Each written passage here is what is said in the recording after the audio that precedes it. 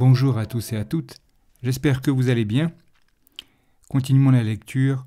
Tout apparaît, tout disparaît d'Ajahn Chah. Nous en étions au chapitre 3, comprendre dukkha. Bonne écoute.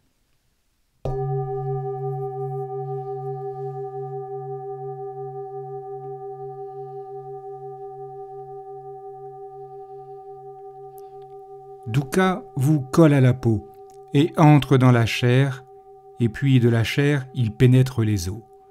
C'est comme un insecte sur un arbre qui mange l'écorce, puis le bois, et arrive jusqu'au cœur même de l'arbre, jusqu'à ce que, finalement, l'arbre meure. Plus nous grandissons, plus dukkha s'enfonce profondément. Nos parents nous apprennent à nous saisir des choses et à nous y attacher, à leur donner de l'importance, à croire fermement que nous existons en tant qu'entité personnelle et que les choses nous appartiennent. Depuis notre naissance, c'est ce que l'on nous enseigne, c'est ce que l'on nous répète jour après jour, de sorte que ces notions pénètrent dans notre cœur et y demeurent en tant qu'habitude de fonctionnement. On nous apprend à acquérir des choses, à les accumuler et à nous y attacher, à les considérer comme importantes et comme nôtres. C'est ce que nos parents connaissent et c'est ce qu'ils nous enseignent. Alors cette vision du monde pénètre notre esprit et s'enfonce jusque dans nos os. Quand nous nous intéressons à la méditation et que nous entendons les enseignements d'un guide spirituel, ils ne sont pas faciles à comprendre. Ils ne nous captivent pas vraiment. Un maître nous apprend à ne pas voir les choses ni agir selon des schémas habituels, mais cet enseignement ne pénètre pas notre cœur. Nous nous asseyons et nous écoutons, mais souvent, ces paroles ne sont que des bruits qui pénètrent nos oreilles, sans pénétrer en nous, sans nous toucher. C'est comme dans un match de boxe, quand l'un des adversaires donne à l'autre une série de coups, sans pour autant réussir à le faire tomber. Nous restons bloqués dans l'idée que nous avons de nous-mêmes. Les sages ont dit qu'il était plus facile de déplacer une montagne d'un endroit à un autre que de déplacer l'orgueil lié à l'idée de soi, ce sentiment solide de vraiment exister en tant qu'individu spécial. On peut utiliser des explosifs pour niveler une montagne et puis déplacer la terre. Par contre, que faire face à l'énorme attachement que nous avons à notre propre image ? Nos idées fausses et nos mauvaises tendances demeurent terriblement solides et inamovibles, et nous n'en sommes même pas conscients. C'est pourquoi les sages ont dit que se libérer de ce regard sur les choses et transformer une compréhension erronée en une compréhension juste est l'une des choses les plus difficiles qui soient. Pour nous qui sommes des êtres du monde, progresser jusqu'à devenir des êtres vertueux n'est pas facile. Un Puthujjana vit dans une épaisse obscurité mentale. Il est sombre, profondément piégé dans cette obscurité et cette opacité. Le Kalyanajjana a rendu les choses plus légères. Nous enseignons aux gens comment s'alléger, mais ce n'est pas ce qu'ils veulent, parce qu'ils ne sont pas conscients de la situation d'opacité mentale dans laquelle ils se trouvent. Alors, ils continuent à dériver en eau trouble. Si vous voyez une bouse de buffle, vous n'allez pas vous dire « Tiens, c'est à moi, je vais l'emporter ». Vous allez la laisser où elle est parce que vous savez ce que c'est. Mais ce n'est pas ainsi que les personnes impures voient les choses. Elles se nourrissent de ce qui est mauvais. Si on leur montre ce qui est bon, elles ne s'y intéressent pas. Elles préfèrent rester comme elles sont parce qu'elles ne voient pas ce qu'il y a de mal. Si on ne voit pas le mal, il n'y a aucun moyen d'arranger les choses. Par contre, si vous en êtes conscient, vous vous dites « Mais voyons, cette grosse bouse n'a pas la valeur d'une piécette d'or. » Alors vous ne voudrez plus de la bouse, vous préférerez l'or. Mais si vous ne voyez pas clairement de quoi il s'agit, vous resterez propriétaire d'un tas de bouse. Voilà ce qui est bon pour les impurs. L'or, les bijoux et les diamants sont considérés comme bons dans le monde des humains. Le malodorant et le pourri sont bons pour les mouches et autres insectes. Les mouches ne s'intéressent pas à un bouquet de fleurs fraîches, Même si vous essayez de les payer, elles ne viendraient pas. Par contre, s'il y a un cadavre d'animal ou quelque chose de pourri quelque part, elles iront. La vue erronée est ainsi. Elle se délecte de ce genre de choses. Ce qui sent bon pour une abeille n'a rien de bon pour une mouche. Il était une fois 2 amis proches. Après leur mort, l'un reprit naissance dans le monde des dieux, du plaisir sensoriel, et l'autre sous la forme d'un ver dans un trou rempli d'excréments. Comme le dieu était doté de nombreux pouvoirs, il utilisa sa clairvoyance pour retrouver son bon ami de la vie passée. Il se transporta jusqu'au tas d'excréments et fit en sorte que son ami le reconnaisse. Tous deux furent heureux de se retrouver. Le ver demanda au dieu : « Alors, comment est ce lieu où tu as repris naissance ?» Le dieu dit : « C'est fantastique, du pur plaisir. Tout est propre et délicieux, et tout ce que l'on désire apparaît instantanément. J'espère que tu pourras y venir avec moi. » Mais le ver se mit à pleurer, tant il avait pitié de son ami. « Écoute, lui dit-il, la vie est tellement plus drôle ici. Je joue toute la journée dans ce trou, je n'ai même pas besoin de souhaiter quelque chose, car tout est déjà là.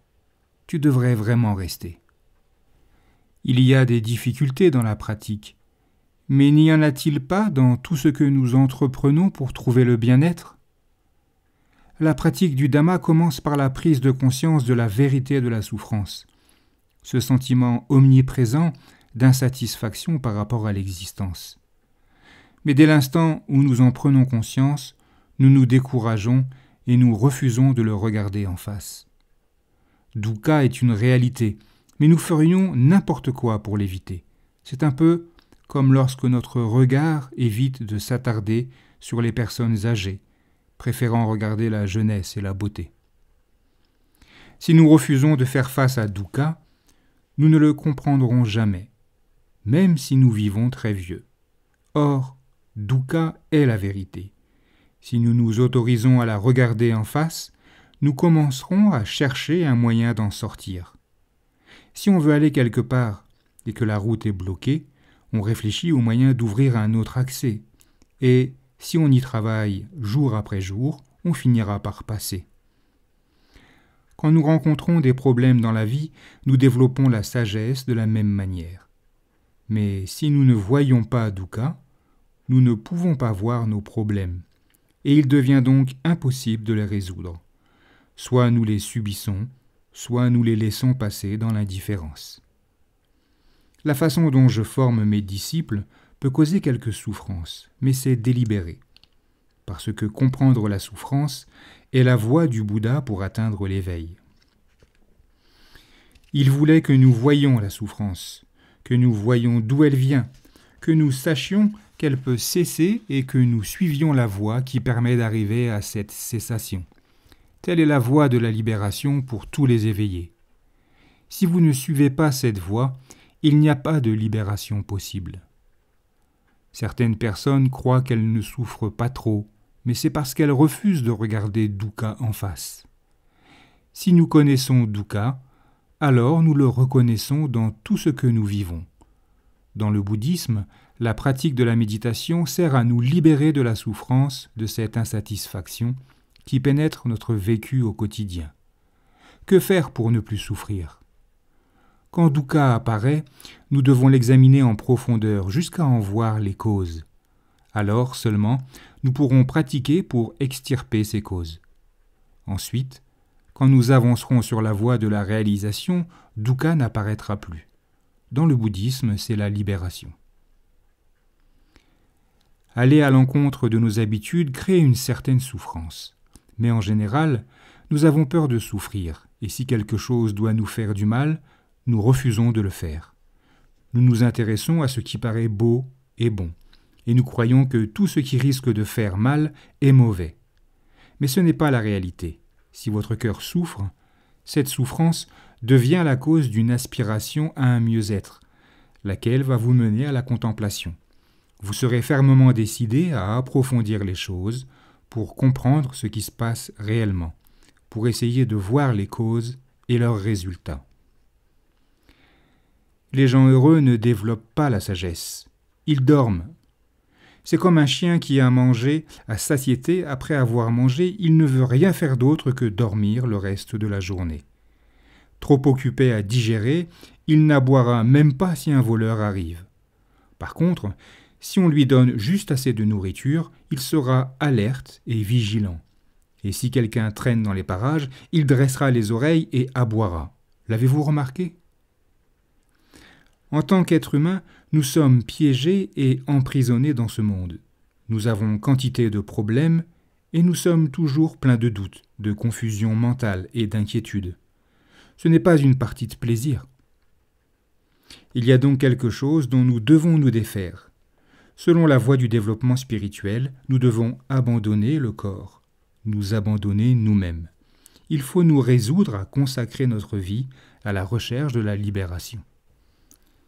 Si on parle le langage du Dhamma subtil, la plupart des gens s'en effraient et n'osent pas s'y engager. Même si l'on dit simplement « évitez de faire du mal », ils ne sont pas capables de le faire. J'ai donc cherché toutes sortes de moyens pour faire passer ce message, et l'une des choses que je dis est « indépendamment du fait que nous soyons joyeux ou tristes, heureux ou souffrants, vivre dans ce monde, c'est vivre dans une cage. Que nous pleurions ou que nous chantions, nous ne dépassons pas cette condition de prisonnier. Si vous êtes riche, vous vivez en cage. Si vous êtes pauvre, vous vivez en cage. Si vous chantez et dansez, vous chantez et dansez dans une cage. Si vous regardez un film, vous le regardez dans une cage. Quelle est cette cage ? C'est la cage de la naissance, du vieillissement, de la maladie et de la mort. C'est de cette manière que nous sommes emprisonnés dans le monde. Nous disons « c'est à moi, ceci m'appartient ». Mais nous ne savons pas ce que nous sommes vraiment, ni ce que nous faisons. En fait, tout ce que nous faisons, c'est accumuler de la souffrance pour nous-mêmes. La cause de notre souffrance ne se trouve pas loin de nous, mais nous ne regardons pas en nous. Du simple fait que nous ne soyons nés, même si nous vivons dans le bonheur et le confort, nous ne pouvons pas éviter de vieillir, de tomber malade et de mourir. Voilà Dukkha, présent, ici et maintenant. Et quand risquons-nous d'être touchés par la douleur ou la maladie ? À tout moment. Cela peut se produire n'importe quand. C'est comme si nous avions volé quelque chose. À cause de notre forfait, nous pouvons être arrêtés à tout moment. Voilà notre situation. Nous existons au milieu de choses qui font mal, parmi les dangers et les problèmes. Le vieillissement, la maladie et la mort règnent sur notre vie et nous ne pouvons pas nous enfuir et leur échapper. Ils peuvent nous rattraper à tout moment. Toute occasion leur est bonne. C'est une chose que nous devons leur concéder et accepter. Nous devons plaider coupable pour que la sentence ne soit pas trop lourde. Sinon, nous souffrirons énormément. Si nous plaidons coupable, ils seront moins durs avec nous. Nous ne serons pas emprisonnés trop longtemps. Quand le corps naît, il n'appartient à personne. C'est comme ce lieu de méditation. Après sa construction, des araignées sont venues s'y installer, des lézards sont venus s'y installer, toutes sortes d'insectes et de rampants sont venus s'y installer, des serpents peuvent venir y vivre, n'importe quoi peut y vivre. Ce n'est pas notre lieu, c'est le lieu de toute chose. Il en va de même pour le corps, il n'est pas à nous. Nous venons y séjourner et nous dépendons de lui. Mais la maladie, la douleur et le vieillissement viennent aussi y demeurer. Nous ne faisons que résider là en leur compagnie. Quand ce corps atteint la fin de la douleur et de la maladie et qu'il finit par céder et mourir, ce n'est pas nous qui mourrons. Alors, ne vous accrochez à rien de tout cela. Contemplez les choses clairement et votre attachement va peu à peu arriver à épuisement. Savez-vous si le désir a des limites ? À quel moment sera-t-il satisfait ? Cette limite existe-t-elle ? Si vous y réfléchissez, vous constaterez que Tanha, le désir aveugle, ne peut être satisfait. Il continue à vouloir toujours plus. Et même si ce désir cause tant de souffrance, que l'on est prêt d'en mourir, Tanha continuera à vouloir les choses, parce que la satisfaction lui est inaccessible. Le Bouddha a donné un enseignement intitulé « Instruction pour les riches ». Dans ce contexte, être riche signifie se contenter de ce que l'on a. Telle est l'instruction pour les riches. Je crois que ce type de connaissance vaut vraiment la peine d'être acquis. La connaissance enseignée par le Bouddha vaut la peine d'être étudiée. Elle vaut la peine qu'on y réfléchisse. Tout d'abord, elle montre comment vivre selon des principes éthiques. Dans la mesure où nous avons assez de biens matériels pour subvenir à nos besoins, nous pouvons bloquer la route des sphères les plus basses en vivant honnêtement et sainement. Ensuite, le pur dhamma de la pratique va au-delà du bien et du mal. Il est beaucoup plus profond que cela. Il est possible que certains ne le comprennent pas.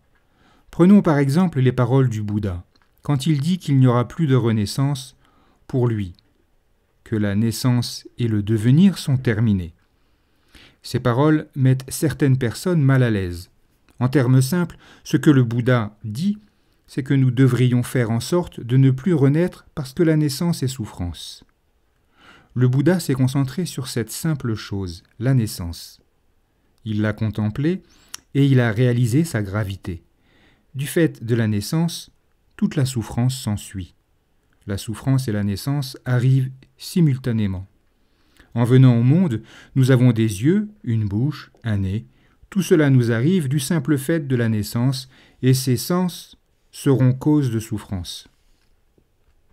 Malgré cela, si nous entendons parler d'une mort sans renaissance, nous avons l'impression que ce serait absolument catastrophique. Nous refusons d'en arriver là. Et pourtant, c'est la finalité de l'enseignement le plus profond du Bouddha. Pourquoi souffrons-nous maintenant ? Du simple fait que nous sommes nés. L'enseignement vise donc à mettre fin à la naissance. Mais il ne s'agit pas seulement de la naissance et de la mort d'un corps. Cela même, un enfant peut le comprendre. La respiration cesse, le corps meurt, et il reste là, immobile. Voilà ce que l'on entend généralement quand on parle de la mort. Par contre, une personne morte qui respire, voilà une chose que l'on ne connaît pas. Une personne morte qui peut marcher, parler et sourire est une chose à laquelle nous n'avons jamais pensé. Tout ce que nous connaissons de la mort, c'est un cadavre qui a cessé de respirer. C'est la même chose pour la naissance. Quand nous parlons de quelqu'un qui est né, nous faisons référence à une femme qui a mis un enfant au monde. Mais le moment où l'esprit prend naissance, l'avez-vous remarqué ? Par exemple, quand vous vous réjouissez ou que vous vous fâchez à la maison pour une raison quelconque, quand c'est l'amour qui naît, ou quand c'est l'aversion, le fait d'être content ou d'être agacé, toutes sortes d'états. Voilà la naissance. Si nous souffrons, c'est uniquement à cause de cela. Quand les yeux voient quelque chose de déplaisant, dukkha naît. Les oreilles entendent quelque chose de particulièrement agréable, et dukkha naît encore. Il n'y a que la souffrance. Le Bouddha a résumé cela en disant qu'il n'y a au fond qu'une masse de dukkha. Dukkha naît et dukkha cesse. Tout est là. Mais dans notre ignorance, nous bondissons sur les choses pour nous en emparer encore et encore. Nous bondissons sur l'apparition des phénomènes et nous bondissons sur leur disparition sans jamais les comprendre véritablement. Quand dukkha apparaît, nous appelons cela souffrance. Quand il cesse, nous appelons cela bonheur. En réalité, ce sont toujours les mêmes choses qui apparaissent et disparaissent. C'est pourquoi les maîtres nous apprennent à observer le corps et l'esprit qui apparaissent et disparaissent. Il n'existe rien en dehors de cela. Nous avons conscience de la souffrance en tant que souffrance, quand elle apparaît. Ensuite, quand elle cesse, nous considérons que c'est le bonheur. Nous voyons les choses ainsi et nous employons le mot bonheur. Mais il n'est pas exact. Il s'agit seulement de la cessation de dukkha. Dukkha apparaît et disparaît. Apparaît et disparaît encore. Et nous bondissons dessus pour nous en emparer. Le bonheur apparaît et nous en sommes contents. Le malheur apparaît et nous sommes bouleversés.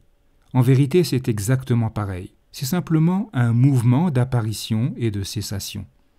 Quand il y a apparition, il y a quelque chose, et quand il y a cessation, ce quelque chose s'en va. C'est là que nous ne comprenons plus, et c'est pourquoi on enseigne que dukkha apparaît et disparaît, et que, en dehors de cela, il n'y a rien.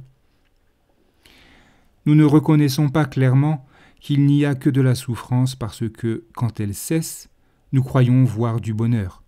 Nous nous attachons à ce bonheur et nous nous faisons piéger. Nous ne comprenons pas vraiment ce qui se passe. Nous ne voyons pas qu'il s'agit simplement de phénomènes qui apparaissent puis disparaissent. Le Bouddha a résumé les choses en disant « Il n'y a qu'apparition et disparition, et rien en dehors de cela. » C'est une chose difficile à entendre, mais celui qui ressent véritablement le Dhamma n'a besoin de dépendre de rien et demeure en paix. La vérité est que, dans ce monde qui est le nôtre, il n'y a rien qui fasse quoi que ce soit à qui que ce soit. Il n'y a rien qui doive nous inquiéter, rien qui mérite nos larmes, rien qui fasse rire, rien n'est tragique ou merveilleux en soi. Pourtant, c'est ce qui fait le quotidien des gens. C'est très bien que notre façon de parler soit ordinaire, que notre relation aux autres se fasse selon la manière ordinaire de voir les choses. Par contre, si nous pensons selon cette manière ordinaire, nous verserons des larmes. Quand nous connaissons véritablement le Dhamma et que nous le voyons continuellement, rien n'a la moindre réalité. Il n'y a qu'apparition et disparition. Il n'y a ni véritable bonheur, ni réelle souffrance, et par conséquent, le cœur est en paix. Quand il y a bonheur et souffrance, il y a devenir et naissance, autrement dit, un infini mouvement de transformation. En général, nous essayons de mettre un terme à la souffrance pour que le bonheur apparaisse. Voilà ce que nous désirons. Ce que nous désirons, ce n'est pas une véritable paix, c'est le bonheur et la souffrance. Le but de l'enseignement du Bouddha est de nous apprendre à pratiquer de façon à créer un type de karma qui soit au-delà du bonheur et de la souffrance, et qui nous apporte la paix. En général, tout ce que nous pouvons imaginer, c'est que le bonheur nous apportera la paix, de sorte que si nous trouvons un certain bonheur, nous pensons que c'est déjà bien. Nous, les humains, souhaitons avoir les choses en abondance.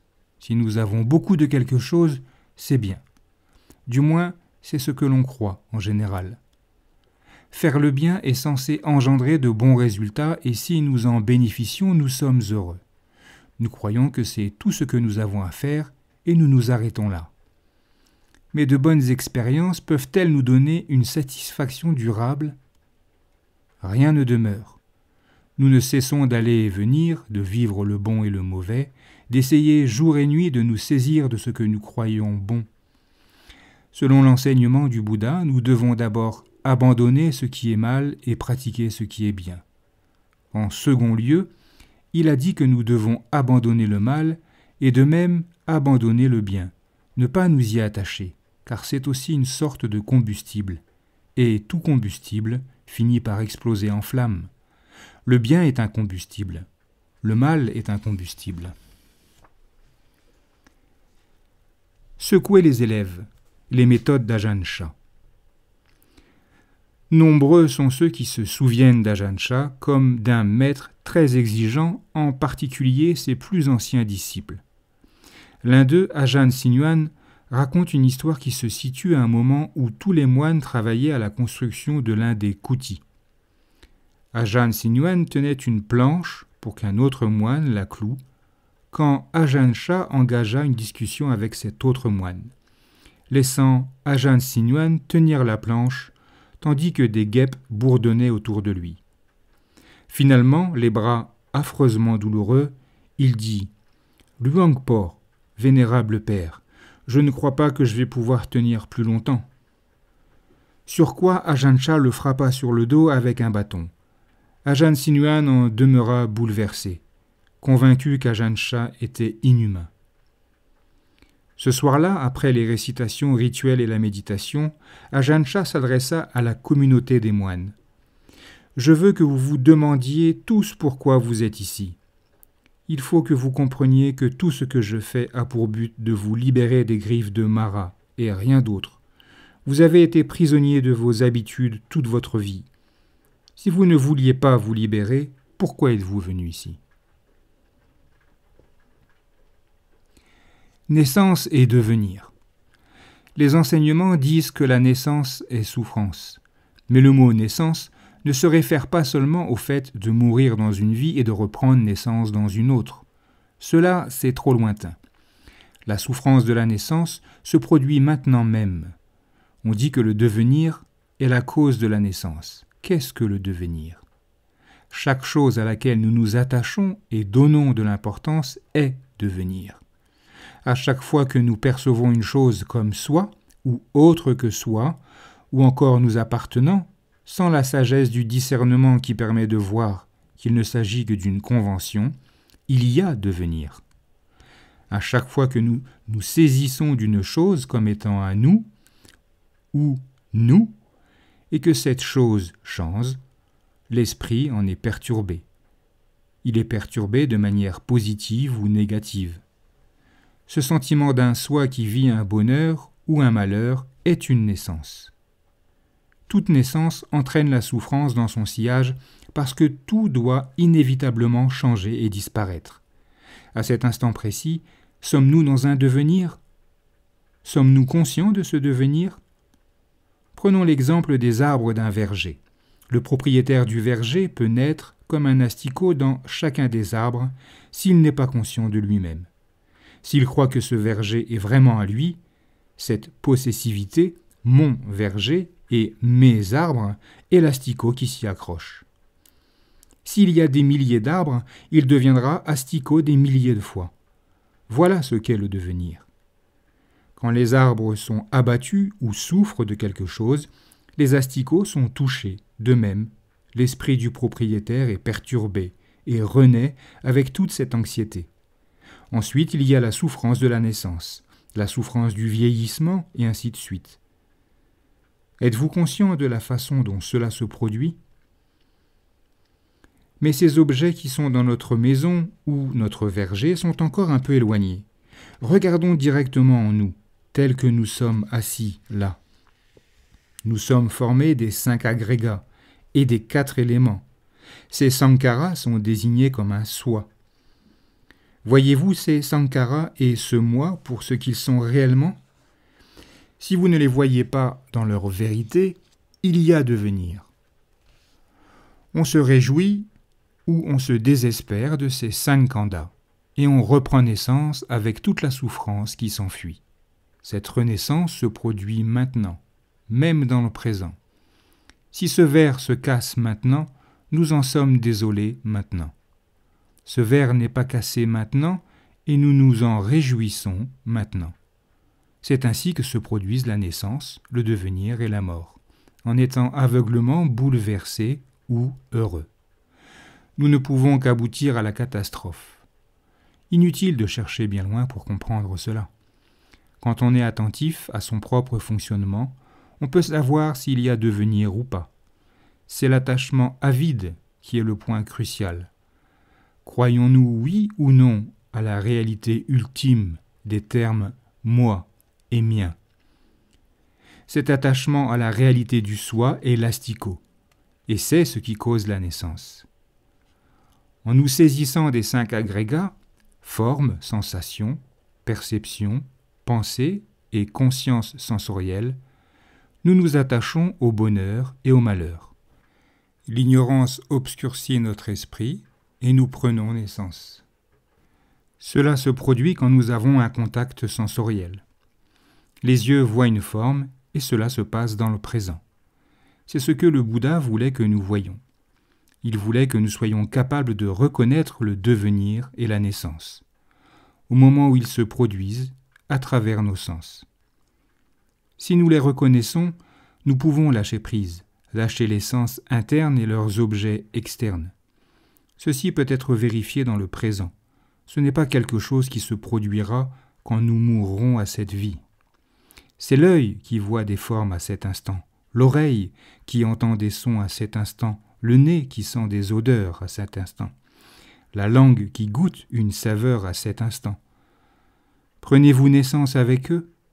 Soyez conscient et reconnaissez la naissance à l'instant où elle se produit. Un jour, le précédent Sangaraja, patriarche suprême de l'ordre monastique thaïlandais, fit un voyage en Chine, et quelqu'un là-bas lui offrit une très belle tasse à thé, une tasse comme il n'en avait jamais vue. Il se dit « Oh, les gens d'ici doivent vraiment avoir une grande foi en moi pour m'offrir une si belle tasse. » Mais dès que la tasse fut entre ses mains, il commença à souffrir. Où devait-il la ranger? Où serait-elle à l'abri? Il ne pouvait s'empêcher de s'inquiéter à l'idée qu'elle risquait de se casser. Avant d'avoir la tasse, il allait très bien. L'ayant reçue, il souhaitait pouvoir la montrer à son retour en Thaïlande. Il la mit dans son sac et disait à tout un chacun de veiller à ne pas casser sa tasse. « Et faites attention, je vous prie !» Où qu'il aille, il s'en préoccupait et n'en retirait que souffrance. Cette souffrance n'existait pas avant qu'il ait cette tasse. Mais ensuite, elle est devenue un fardeau. Il prit l'avion pour rentrer en Thaïlande et, en arrivant, prévint les novices. « Attention, ne laissez pas tomber cette tasse. Et vous, les laïcs, soyez attentifs. Il y a quelque chose de fragile là-dedans. » Toute cette souffrance continuait à cause de son attachement à la tasse. Finalement, un jour, beaucoup plus tard, un novice prit la tasse. Elle lui glissa des mains et se cassa. Ce fut un soulagement pour le Sangaraja. Ouf! Enfin libre! Quelle souffrance pendant toutes ces années! Évanescence. Impermanentes sont toutes les choses conditionnées. Leur nature est d'émerger et de passer. Apparaissant, elles disparaissent. Leur cessation est béatitude suprême. Service funèbre Pali. Le Bouddha nous a appris à comprendre la mort, à voir que les choses sont ainsi, la vie est incertaine. En réalisant cela, nous perdons toute attirance pour le monde. En quittant ce monde, ceux qui possèdent beaucoup laisseront beaucoup derrière eux, et ceux qui possèdent peu laisseront peu derrière eux. Nul ne pourra garder quoi que ce soit. Si vous avez beaucoup de terre et d'argent, vous vous dites « peut-être je laisserai mon grand domaine à mes enfants ». Mais vos enfants ne le garderont pas non plus. Eux aussi seront obligés de le laisser derrière eux un jour. Tout existe à l'intérieur de ces limites, dans ce royaume d'incertitude. Le monde est ainsi. Dans la culture thaï, les gens pensent qu'une mort représente l'occasion d'accumuler beaucoup de mérite. Mais il est plus important d'accumuler du mérite par la façon dont vous vivez. Arriver à une véritable compréhension des choses et changer vos habitudes pour mener une vie vertueuse sera un réel mérite et aura une authentique valeur. Si vous réfléchissez à la vie et à la mort avec un esprit clair, vous constaterez une similitude avec des mangues qui poussent sur un arbre. Lorsque les fruits arrivent à maturité, ils tombent à terre. À ce moment-là, les mangues ne soupirent pas après l'arbre et le manguier ne se préoccupent pas des mangues. Il en va de même pour notre vie. Quand nous le comprendrons, nous ne serons plus superficiels et négligents. Nous commencerons à réfléchir à la façon dont nous devons vivre notre vie et passer notre temps et à ce que nous allons pratiquer. Nous voulons nous libérer de la souffrance, nous voulons l'ôter de notre cœur et pourtant nous souffrons toujours. Pourquoi? À cause de notre façon de penser erronée. Mais si notre pensée parvient à se mettre en harmonie avec la réalité des choses, nous serons en paix. Pratiquer le Dhamma signifie rechercher une juste compréhension des choses. Prenons notre corps, par exemple. Est-il vraiment à nous? Il est né, il change et il mourra selon ses propres lois. Nous ne pouvons pas l'en empêcher. Nous ne pouvons pas lui ordonner d'être comme ceci ou comme cela. Continuons à étudier les choses ainsi, à regarder les faits, à nous demander si tout est vraiment comme nous le croyons. Et nous constatons que nous n'avons pas le pouvoir de contrôler ce corps, sans cesse changeant, selon nos désirs. En voyant cela, l'esprit change et pénètre le Dhamma. Quand on étudie continuellement la nature des sankharas, on en vient à voir que le corps n'est pas quelque chose de sûr et la noble vérité de la souffrance se fait jour. Mais nous sommes tellement peureux. Quand on nous dit de réfléchir à la mort, nous prenons peur. Quand on donne des enseignements sur l'impermanence, la souffrance et le non-soi, nous ne voulons pas écouter. Le Bouddha dit que ce sont là des choses qui devraient nous intéresser et que nous devrions contempler. Mais les gens ont tellement peur. Ils veulent la naissance, mais pas la mort. Ils ne veulent que les bonnes choses. C'est assez ridicule, vous comprenez ? Prenez le temps de bien y réfléchir. Les enseignements nous disent « impermanentes sont toutes les choses conditionnées. Leur nature est d'émerger et de passer. » Eh bien, quel est le sens de cette impermanence ? Ces choses conditionnées sont précisément ce qui est assis là en ce moment. Nous arriverons tous à cette fin, sans exception. Mais nous ne voulons pas regarder cette vérité en face et l'approfondir. Il n'y a rien de mieux à faire qu'approfondir cela. De nos jours, les médecins font des recherches sur le cancer, mais ils ne semblent pas prêts de le guérir. Pourquoi n'essaient-ils pas de guérir la maladie de la mort, plutôt ? La maladie de la mort est beaucoup plus effrayante que le cancer. Quand je suis allé à l'étranger, j'en ai beaucoup discuté avec tout un groupe de médecins. La maladie de la mort est certainement quelque chose qui vaut la peine que l'on s'y intéresse. Pourquoi n'avez-vous pas orienté vos recherches dans ce sens ? Réfléchissez bien, vous verrez que vos mauvaises actions vont commencer à diminuer. Les gens se préoccupent du cancer, mais la maladie du vieillissement est pire que le cancer. La maladie de la mort est contractée par chaque être vivant. Ceux qui ont le cancer mourront, ceux qui n'ont pas le cancer mourront. La maladie de la mort est donc ce qu'il est vraiment important d'analyser. Quand on enseigne aux gens à pratiquer la méditation sur le rappel de la mort, ils disent « Ne parlez pas de cela. Si vous parlez de la mort, personne ne voudra faire quoi que ce soit. » Cette maladie est la maladie chronique de la vie. Le Bouddha voulait que nous voyions et que nous réalisions que tous les êtres sans exception sont dans cette condition. C'est la vérité. C'est pourquoi il nous a appris à ne pas l'oublier et à ne pas nous illusionner à ce propos. Si nous méditons régulièrement sur la mort, nous cessons de faire du mal et du mal à autrui. Nous prenons conscience qu'il ne sert à rien de faire du mal et d'emporter cela avec nous quand nous mourrons. C'est une pratique qui peut être bénéfique pour nous, pour notre famille et pour la société. Quelqu'un qui a commis beaucoup de mauvaises actions commencera à faire des efforts pour abandonner ses vieilles habitudes. Quant aux mauvaises actions non encore commises, il les évitera à l'avenir. Les kilésas qui obscurcissent l'esprit diminueront progressivement. Plus tard, quand il essaiera d'enseigner aux autres, il sera un bon exemple pour eux, et il sera vraiment en mesure de les aider. Pensez à une personne condamnée à mort, une personne qui va faire face à un peloton d'exécution dans 15 jours ou 1 mois. Que ferions-nous du temps qu'il nous reste si nous étions à sa place ? Que penserions-nous ? Envisagez-le pendant quelques minutes. Qu'est-ce qui vous passerait par l'esprit ? Il est probable que vous pourriez manger du sel sans sentir le goût salé. Un jour, nous allons mourir et la date n'est pas fixée.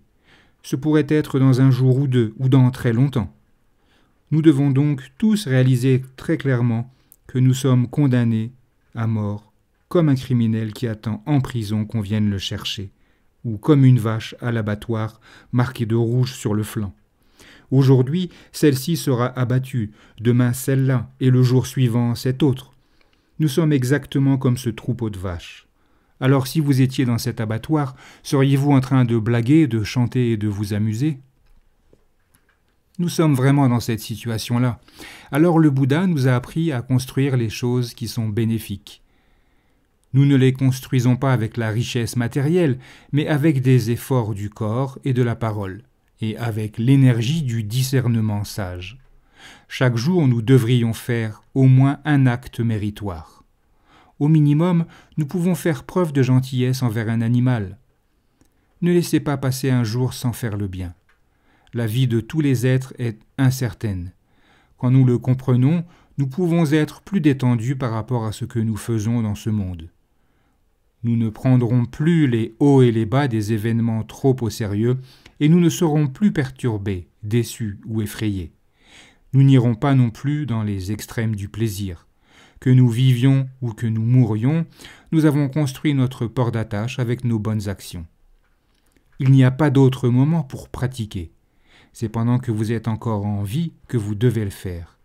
Quand on vous enseigne à faire le bien et à développer la vertu, travaillez-y tout de suite et vous récolterez les résultats. Après votre mort, ce sera trop tard. Il n'y aura plus que les funérailles. Quand vous mourrez, les gens viendront vous rendre hommage et vous ne serez plus qu'un objet qui leur permettra de pratiquer le mérite. Le mérite que vous aviez sera complètement fini. Mais si vous continuez à le développer maintenant, il ne s'épuisera pas si vite. Piètre réconfort. Les moines d'Ajahn Chah face à la maladie et à la mort.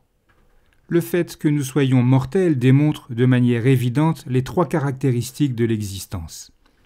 L'impermanence, l'aspect insatisfaisant de l'existence et l'absence de tout soi personnel. La contemplation de cette évidence n'a rien de morbide. Une honnête conscience de la mort peut conduire au-delà de la mort, tout comme une honnête conscience de la souffrance peut nous conduire au-delà de la souffrance. Et une connaissance de ce qui nous attache au monde peut conduire à la liberté. De manière générale, la mort est mieux acceptée dans les cultures bouddhiques, comme en Thaïlande, qu'elle ne l'est en Occident. Dans le cadre monastique en particulier, on n'y va pas par 4 chemins. Ajahn Chah abordait le thème de la mort de différentes manières en fonction de son auditoire, tout comme il le faisait pour d'autres aspects du Dhamma. Quand les gens sont un peu plus avancés, disait-il, on peut se permettre de les bousculer pour les réveiller. Dans les premières années de Wat Pat Pong, l'une des nombreuses difficultés que durent affronter les moines était la malaria. Il n'y avait aucun moyen de se soigner, et presque tous tombèrent gravement malades. Ajahn Chah a raconté comment il encourageait les moines à faire face à la situation. Un soir, vers 21h, j'ai entendu quelqu'un sortir de la forêt. Nous souffrions tous de la malaria, mais l'un des moines était vraiment mal en point. Il avait beaucoup de fièvre et craignait de mourir. Il ne voulait pas mourir seul dans la forêt. Je lui dis « D'accord, essayons de trouver quelqu'un qui ne soit pas malade pour veiller sur celui qui l'est. Comment un malade peut-il prendre soin d'un autre ?» Et ce fut tout. Nous n'avions pas de médicaments. Nous avions du borapet, plante grimpante médicinale au goût affreusement amer. Nous le faisions bouillir pour le boire. C'est tout ce que nous avions pour nous désaltérer et pour nous soigner. Tout le monde avait la fièvre et tout le monde buvait du borapet. Si l'état d'un moine empirait sérieusement, je lui disais « N'aie pas peur, ne t'inquiète pas. Si tu meurs, j'incinérerai moi-même ton corps. Je t'incinérerai ici même, au monastère. Ton corps n'aura pas à être transporté ailleurs. » Voilà ce que je faisais. Ces paroles redonnaient de la force à leur esprit. Le Bouddha n'est pas mort. Méditons correctement, je vous prie, sur notre condition de mortel. Méditons et examinons ce sujet de près jusqu'à ce que nous puissions y réfléchir plus profondément et nous poser des questions comme « Comment notre existence va-t-elle changer à partir de maintenant ? Que pouvons-nous y faire ?» Les idiots se lamentent à la pensée de la mort. Ils ne se lamentent pas à propos de la naissance. Pourtant, d'où vient la mort ? Ne vient-elle pas de la naissance ? Si l'on pleure quand quelqu'un meurt, on devrait pleurer quand quelqu'un naît. Dès sa naissance, mettez-vous à pleurer. « Oh non, elle est revenue à la vie, elle va mourir à nouveau. » Parler ainsi serait plus conforme à la réalité. Mais de nos jours, nous essayons d'éloigner la mort en utilisant des choses comme la magie, les prières et les incantations. À quoi cela rime-t-il ? Pourquoi ne pas essayer de résoudre le problème à sa source, la naissance ? C'est comme un boxeur qui se fait casser les dents et qui ensuite esquive un coup.